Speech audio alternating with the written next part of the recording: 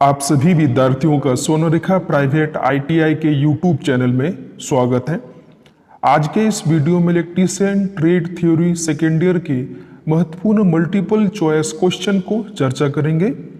ये आज इस सीरीज का दूसरा वीडियो होने वाला है, जिसमें मुख्यतः हम लोग क्वेश्चन नंबर 27 से लेकर क्वेश्चन नंबर 63 तक प्रैक्टिस करेंगे। आज के इस श्रृंखला का हमारा पहला प्रश्न है, डीसी जनरेटर में पोल शू का उद्देश्य क्या है? डीसी जनरेटर में पोल शू को किस उद्देश्य से प्रयोग किया जाता है? ये आज का हमारा पहला प्रश्न है। ऑप्शन ए, एयर गैप को कम करें। ऑप्शन बी, क्षेत्र की ताकत बढ़ाएं। ऑप्शन सी, चुंबकीय हानि को कम करें। ऑप्शन डी, एयर गैप में समान रूप से फ्लक्स को फैलाएं। तो इस प्रश्न का सही जवाब है ऑप्शन डी, एयर गैप में समान रूप से फ्लक्स को फैलाने के लिए डीसी जनरेटर में पोल शू का प्रयोग किया जाता है। ऑप्शन डी बिल्कुल सही जवाब है इस प्रश्न का। बढ़ते हैं दूसरे प्रश्न की तरफ। प्रश्न है, जनरेटर में ब्रश बनाने के लिए किस सामग्री का उपयोग किया जाता है? आमतौर पर जो जनरेटर होते हैं उसके ब्रश के निर्माण में किस प्रकार के सामग्री का प्रयोग किया जाता है? ये आज के श्रृंखला का हमारा दूसरा प्रश्न है। ऑप्शन ए, स्टील और ग्रेफाइट। ऑप्शन बी, कार्बन और ग्रेफाइट। ऑप्शन सी, ढलवा लोहा और ग्रेफाइट। ऑप्शन डी, एल्युमिनियम और ग्रेफाइट। तो इस प्रश्न का सही जवाब है ऑप्शन बी, कार्बन और ग्रेफाइट का प्रयोग किसी भी प्रकार के जनरेटर के ब्रश के निर्माण के लिए किया जाता है। ऑप्शन बी बिल्कुल सही जवाब है, कार्बन और ग्रेफाइट। बढ़ते हैं नेक्स्ट क्वेश्चन की तरफ। क्वेश्चन है, क्यों डीसी जनरेटर अपने अवशिष्ट चुंबक को खो देता है? आपको बताना है ऐसे क्या कारण है जिसके वजह से डीसी जनरेटर अपने रेजिडुअल मैग्नेटिज्म को खो देता है। चलिए ऑप्शन पे एक बार ध्यान देते हैं। ऑप्शन ए कह रहा है, भार से भारी शॉर्ट सर्किट। ऑप्शन बी, बिना लोड के लगातार चल रहा है। ऑप्शन सी, बिना रुके लगातार चलना। ऑप्शन डी, रोटेशन की दिशा अक्सर बदलती है। तो इस प्रश्न का सही जवाब है ऑप्शन डी, रोटेशन की दिशा अक्सर बदलती है। अगर किसी डीसी जनरेटर के रोटेशन की दिशा अक्सर बदलती रहती है तो इससे इस जनरेटर का अवशिष्ट चुंबकीय खो सकता है। इसीलिए डीसी जनरेटर को हमेशा क्लॉकवाइज डायरेक्शन में ही रोटेशन करना चाहिए। तो इस प्रश्न का सही जवाब है ऑप्शन डी। नेक्स्ट क्वेश्चन, एक जनरेटर में यॉक और ध्रुव के मध्य से चुंबकीय सर्किट कैसे पूरा होता है? तो इस प्रश्न का सही जवाब है ऑप्शन बी, आर्मेचर कोर के द्वारा एक जनरेटर में यॉक और ध्रुव के मध्य से चुंबकीय सर्किट पूरा होता है। ऑप्शन बी बिल्कुल सही जवाब है, आर्मेचर कोर। नेक्स्ट क्वेश्चन, लंबी दूरी के वितरण लाइन के लिए किस प्रकार के डीसी जनरेटर का उपयोग किया जाता है? अगर बहुत लंबी दूरी तक पावर को डिस्ट्रीब्यूट करना होता है तो इसके लिए किस प्रकार के डीसी जनरेटर का प्रयोग किया जाता है? Option A, shunt generator. Option B, series generator. Option C, differential compound generator. Option D, cumulative compound generator. तो इस प्रश्न का सही जवाब है option D, cumulative compound generator. लंबी दूरी के वितरण लाइनों के लिए कम्युलेटिव कंपाउंड जनरेटर का प्रयोग किया जाता है। ऑप्शन डी बिल्कुल सही जवाब है। नेक्स्ट क्वेश्चन, डीसी जनरेटर में इंसुलेशन प्रतिरोध को बेहतर बनाने के लिए किस विधि का उपयोग किया जाता है? इस प्रश्न का सही जवाब है ऑप्शन डी, रखरखाव के दौरान मशीन में गर्म हवा देना। डीसी जनरेटर के इंसुलेशन प्रतिरोध को बेहतर बनाने के लिए जब इस डीसी जनरेटर को रख रखाव किया जाता है तो इसमें गर्म हवा देके इसके इंसुलेशन को बेहतर बनाया जाता है। ऑप्शन डी बिल्कुल सही जवाब है इस प्रश्न का। नेक्स्ट क्वेश्चन, आर्क वेल्डिंग के लिए किस प्रकार के डीसी जनरेटर का उपयोग किया जाता है? Option A shunt generator, option B series generator, option C differential compound generator, option D cumulative compound generator. तो इस प्रश्न का सही जवाब है option C differential compound generator का प्रयोग आर्क वेल्डिंग के लिए किया जाता है। ऑप्शन सी बिल्कुल सही जवाब है। नेक्स्ट क्वेश्चन, डीसी जनरेटर में तरंग वाइंडिंग की विशेषता क्या है? डीसी जनरेटर में वेव वाइंडिंग की क्या विशेषता है ये आपको बताना है। ऑप्शन ए कम धारा कम वोल्टेज, ऑप्शन बी उच्च धारा कम वोल्टेज, ऑप्शन सी कम धारा उच्च वोल्टेज, ऑप्शन डी उच्च धारा उच्च वोल्टेज। तो इस प्रश्न का सही जवाब है ऑप्शन सी लो करंट हाई वोल्टेज। लो करंट हाई वोल्टेज के लिए डीसी जनरेटर में वेव वाइंडिंग का प्रयोग किया जाता है। ऑप्शन सी बिल्कुल सही जवाब है।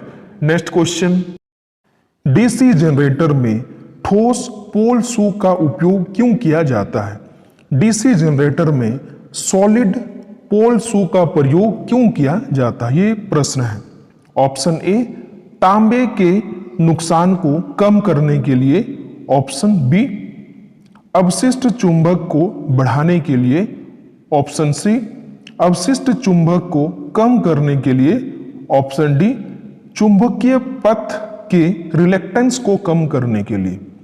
तो इस प्रश्न का सही जवाब है ऑप्शन डी चुंबकीय पथ के रिलेक्टेंस को कम करने के लिए डीसी जनरेटर में ठोस पोल शू का उपयोग किया जाता है। ऑप्शन डी बिल्कुल सही जवाब है इस प्रश्न का। नेक्स्ट क्वेश्चन, बड़ी क्षमता की डीसी जनरेटर यॉक बनाने के लिए किस धातु का उपयोग किया जाता है? लार्ज कैपेसिटी डीसी जनरेटर के यॉक के निर्माण में किस प्रकार के धातु का प्रयोग किया जाता है?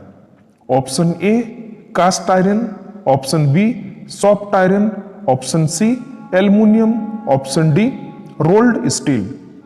तो इस प्रश्न का सही जवाब है ऑप्शन डी रोल्ड स्टील का प्रयोग बड़ी क्षमता के डीसी जनरेटर के यॉक को बनाने के लिए किया जाता है। ऑप्शन डी बिल्कुल सही जवाब है इस प्रश्न का। नेक्स्ट क्वेश्चन, डीसी जनरेटर में स्प्लिट रिंग का क्या कार्य है? आपको बताना है डीसी जनरेटर में स्प्लिट रिंग का क्या कार्य है। ऑप्शन ए लगातार आउटपुट की आपूर्ति, ऑप्शन बी एक दिशा में आउटपुट बनाता है, ऑप्शन सी विपरीत दिशा में आउटपुट करता है, ऑप्शन डी प्रत्यावर्ती करंट से आउटपुट एकत्र करता है।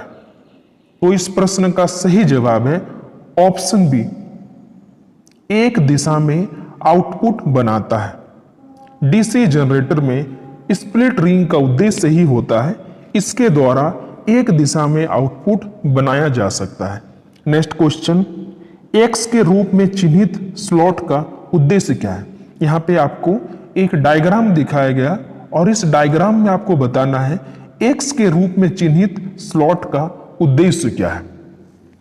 ऑप्शन ए कुंजी तरीका ठीक करने के लिए, ऑप्शन बी वायु परिसंचलन बनाने के लिए, ऑप्शन सी स्नेहक उद्देश्य के लिए, ऑप्शन डी शाफ्ट से आसानी से हटाने के लिए। तो इस प्रश्न का सही जवाब है ऑप्शन ए कुंजी तरीका ठीक करने के लिए इसका प्रयोग किया जाता है। ऑप्शन ए बिल्कुल सही जवाब है इस प्रश्न का। बढ़ते हैं नेक्स्ट क्वेश्चन की तरफ। क्वेश्चन है डीसी जनरेटर में फील्ड कॉइल का उद्देश्य क्या है? ऑप्शन ए एयर गैप में फ्लक्स को बढ़ाने के लिए, ऑप्शन बी मैग्नेटाइज करंट को कम करने के लिए, ऑप्शन सी कुंडली फ्लक्स का निर्माण करने के लिए, ध्रुवों को चुंबकित करना, ऑप्शन डी चुंबकीय पथ में रिलैक्टेंस को बढ़ाने के लिए। तो इस प्रश्न का सही जवाब है ऑप्शन सी, कुंडली फ्लक्स के निर्माण के लिए ध्रुवों को चुंबकित करने के लिए डीसी जनरेटर में फील्ड कॉइल का प्रयोग किया जाता है। ऑप्शन सी बिल्कुल सही जवाब है इस प्रश्न का। नेक्स्ट क्वेश्चन, बड़े डीसी जनरेटर मशीन के पोल कोर बनाने के लिए किस धातु का उपयोग किया जाता है? तो इस प्रश्न का सही जवाब है ऑप्शन सी, कास्ट स्टील। बड़े डीसी जनरेटर के पोल कोर को बनाने के लिए कास्ट स्टील का प्रयोग किया जाता है। ऑप्शन सी बिल्कुल सही जवाब है इस प्रश्न का। नेक्स्ट क्वेश्चन, क्यों पोल को स्टैंपिंग डीसी जनरेटर में पटलित करते हैं? ये प्रश्न बहुत ही अच्छा है। ये प्रश्न पिछले बार के एग्जाम में भी पूछा गया है। क्यों पोल कोर स्टैंपिंग डीसी जनरेटर में पटलित किया जाता है? डीसी जनरेटर के जो कोर होता है वो स्टैंपिंग करके बनाया जाता है। इस स्टैंपिंग को लेमिनेशन क्यों किया जाता है, ये प्रश्न कहता है। ऑप्शन ए, घर्षण हानि को कम करने के लिए। ऑप्शन बी, विडेज लॉस को कम करे। ऑप्शन सी, हिस्टेरेसिस हानि को कम करे। ऑप्शन डी, भंवर धारा हानि को कम करे। तो इस प्रश्न का सही जवाब है भंवर धारा हानि को कम करने के लिए पोल कोर स्टैंपिंग को लेमिनेटेड किया जाता है। कहीं पर भी अगर लेमिनेटेड शब्द का प्रयोग किया गया है तब आप समझ जाइए इससे एडी करंट को कम किया जाता है। ऑप्शन डी बिल्कुल सही जवाब है इस प्रश्न का। नेक्स्ट क्वेश्चन, इलेक्ट्रोप्लेटिंग प्रक्रिया के लिए किस प्रकार के डीसी जनरेटर का उपयोग किया जाता है? अगर इलेक्ट्रोप्लेटिंग करना है तो उसके लिए बेस्ट डीसी जनरेटर क्या होगा? Option A, shunt generator. Option B, series generator. Option C, differential compound generator. Option D, cumulative compound generator. तो इस प्रश्न का सही जवाब है option A, shunt generator. Electroplating के लिए शंट जनरेटर का प्रयोग किया जाता है। ऑप्शन ए बिल्कुल सही जवाब है इस प्रश्न का। नेक्स्ट क्वेश्चन, डीसी जनरेटर में कंपनसेटिंग वाइंडिंग का उद्देश्य क्या है? आपको बताना है कंपनसेटिंग वाइंडिंग का प्रयोग डीसी जनरेटर में क्यों किया जाता है। चलिए एक बार ऑप्शनों में ध्यान देते हैं। ऑप्शन ए कह रहा है कठोर कम्यूटेशन कम करता है। ऑप्शन बी, नियत आउटपुट वोल्टेज बनाए रखे। ऑप्शन सी, विचुंबकीय प्रभाव को बेअसर कर देता है। ऑप्शन डी, क्षेत्र कुंडली को उत्तेजन धारा को घटाता है। तो इस प्रश्न का सही जवाब है option C, neutralize the demagnetization effect. विचुंबकीय प्रभाव को बेअसर करने के लिए डीसी जनरेटर में कंपनसेटिंग वाइंडिंग का प्रयोग किया जाता है। ऑप्शन सी बिल्कुल सही जवाब है इस प्रश्न का। नेक्स्ट क्वेश्चन, डीसी जनरेटर में आर्मेचर प्रतिक्रिया का प्रभाव क्या है? तो इस प्रश्न का सही जवाब है ऑप्शन बी, आउटपुट वोल्टेज कम हो जाता। डीसी जनरेटर में जैसे ही आर्मेचर रिएक्शन का प्रभाव पड़ता है इसके आउटपुट वोल्टेज कम हो जाता है। ऑप्शन बी बिल्कुल सही जवाब है इस प्रश्न का। नेक्स्ट क्वेश्चन, बड़े डीसी जनरेटर के आर्मेचर प्रतिक्रिया के प्रभाव को कैसे बेअसर किया जाता है? जो बड़े बड़े डीसी जनरेटर होते हैं इसमें आर्मेचर प्रतिक्रिया बहुत ज्यादा होता है। इस प्रतिक्रिया को कम करने के लिए किस प्रकार के अरेंजमेंट का प्रयोग किया जाता है, ये प्रश्न कह रहा है। ऑप्शन ए, कंपनसेटिंग वाइंडिंग का उपयोग करना। ऑप्शन बी, अतिरिक्त इंटरपोल प्रदान करना। Option C, increase brush contact resistance, brush संपर्क रेजिस्टेंस को बढ़ाकर। तो इस प्रश्न का सही जवाब है ऑप्शन ए, कंपनसेटिंग वाइंडिंग का प्रयोग करके बड़े बड़े डीसी जनरेटर के आर्मेचर प्रतिक्रिया को कम किया जाता है। ऑप्शन ए बिल्कुल सही जवाब है इस प्रश्न का। नेक्स्ट क्वेश्चन, डीसी जनरेटर में क्या प्रभाव होगा अगर इसे लंबे समय तक बंद रखा जाए? अगर कोई डीसी जनरेटर को लंबे समय तक बिना कार्य का रखा जाए तो इसमें क्या प्रभाव पड़ेगा, यह प्रश्न कह रहा है। चलिए एक बार ऑप्शनों पे ध्यान देते हैं। ऑप्शन ए कह रहा है फील्ड कॉइल प्रतिरोध बढ़ जाता है। ऑप्शन बी आर्मेचर प्रतिरोध बढ़ता है। ऑप्शन सी आर्मेचर प्रतिक्रिया बढ़ना। ऑप्शन डी अपने अवशिष्ट चुंबक को खो जाता है। तो इस प्रश्न का सही जवाब है ऑप्शन डी, अपने अवशिष्ट चुंबक को खो देता है। अगर किसी डीसी जनरेटर को लंबे समय तक बिना कार्य के रखा जाए तो यह डीसी जनरेटर अपने अवशिष्ट चुंबक को खो देगा। ऑप्शन डी बिल्कुल सही जवाब है इस प्रश्न का। चलिए बढ़ते हैं नेक्स्ट क्वेश्चन की तरफ। क्वेश्चन है, यदि मुख्य क्षेत्र का प्रभाव डीसी जनरेटर में विकृत हो जाए तो प्रेरित ईएमएफ पर क्या प्रभाव पड़ेगा? प्रश्न बहुत अच्छा है। प्रश्न कहता है अगर मेन फील्ड फ्लक्स डिस्टॉर्ट हो जाए किसी डीसी जनरेटर में तो इसका इफेक्ट इंड्यूस्ड ईएमएफ पर किस प्रकार से पड़ेगा? ऑप्शन ए प्रेरित ईएमएफ बढ़ता है। ऑप्शन बी प्रेरित ईएमएफ घटता है। ऑप्शन सी प्रेरित ईएमएफ में कोई बदलाव नहीं। ऑप्शन डी प्रेरित ईएमएफ शून्य हो जाता है। तो इस प्रश्न का सही जवाब है ऑप्शन बी, प्रेरित ईएमएफ घटता है। यदि मुख्य क्षेत्र प्रभाव का डीसी जनरेटर में विकृत हो जाए तो प्रेरित ईएमएफ के प्रभाव घटता है। ऑप्शन बी बिल्कुल सही जवाब है प्रश्न का।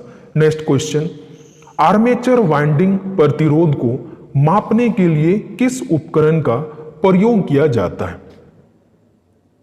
Option A megger. Option B multimeter. Option C series type ohm meter. Option D Kelvin bridge.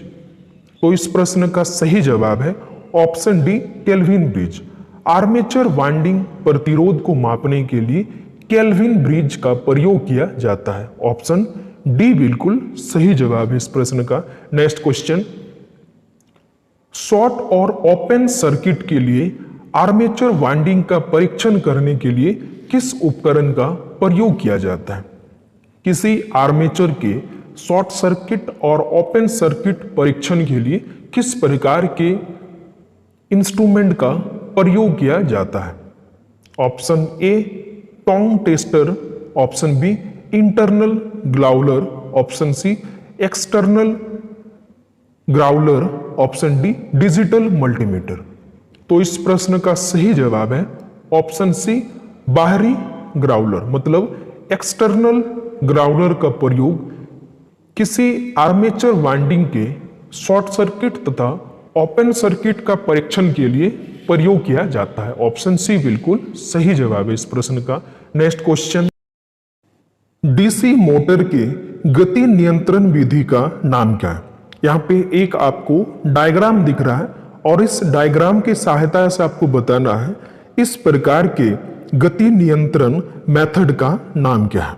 Option A field diverted method. Option B field tapped method. Option C voltage control method. Option D armature diverted method. तो इस प्रश्न का सही जवाब है option D armature diverted method. Option D बिल्कुल सही जवाब है इस प्रश्न का।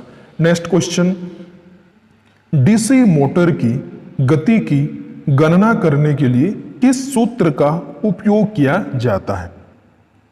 तो इस प्रश्न का सही जवाब है ऑप्शन ए N = EB/φ।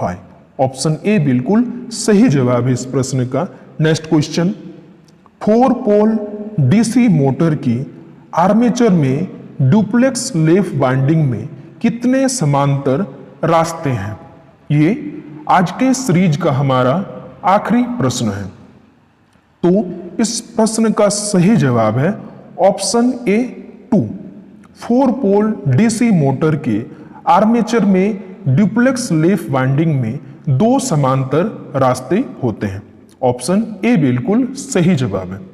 तो आप सभी प्रश्नों को ध्यानपूर्वक अध्ययन कीजिए। आपके आने वाले AITT मुख्य परीक्षा में इसी प्रकार के प्रश्नों को पूछा जा सकता है। आप घर में रहिए, सुरक्षित रहिए और ऑनलाइन के माध्यम से अपना पढ़ाई को जारी रखिए।